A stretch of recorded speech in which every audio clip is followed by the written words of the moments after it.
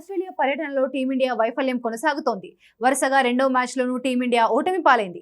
3 వన్డేల సిరీస్లో భాగంగా అడిలైడ్ వేదికగా గురువారం జరిగిన మ్యాచ్లో సమిష్టిగా రాణించిన ఆసీస్ 2 వికెట్ల తేడాతో భారత్ను ఓడించింది.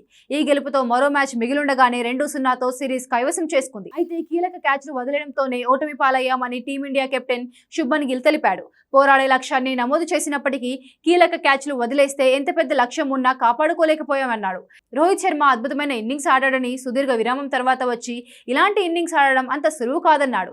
మ్యాచ్ ఆరంభంలో పిచ్ బ్యాటింగ్ కు సవాలుగా ఉందన్న గిల్ రోహిత్ మంచి ఇన్నింగ్స్ ఆడాడని ప్రశంసించారు. అయితే పెద్ద ఇన్నింగ్స్ చేజార్చుకోవడం నిరాశ కలిగించిందని చెప్పుకొచ్చాడు. ఈ మ్యాచ్లో టీమిండియా 3 కీలక క్యాచ్లు నేలపాలు చేసింది. నితీష్ కుమార్ రెడ్డి బౌలింగ్లో 24 పరుగుల వ్యక్తిగత స్కోర్ వద్ద మాథ్యూ షాట్ ఇచ్చిన క్యాచ్ను అక్షర్ పటేల్ నేలపాలు చేశాడు.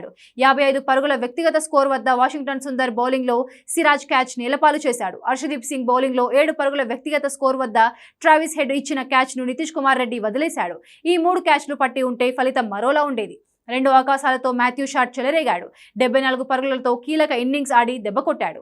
ఈ మ్యాచ్లో ముందుగా బ్యాటింగ్కు దిగిన భారత్ నిర్ణీత 50 ఓవర్లలో 9 వికెట్లకు 264 పరుగులు చేసింది. రోహిత్ శర్మ, శ్రేయస్ అయ్యర్ ఫస్ట్ హాఫ్ సెంచరీలతో రాణించగా అక్షర్ పటేల్, హర్షిత్ రాణా విలువైన పరుగులు చేశారు. విరాట్ కోహ్లీ మరోసారి తీవ్రంగా నిరాశపరిచాడు. అనంతరం ఆస్ట్రేలియా 46.2 ఓవర్లలో 8 వికెట్లకు 265 పరుగులు చేసి గెలుపొందింది. Matthew Short, Cooper Connolly half సెంచరీలతో రాణించారు.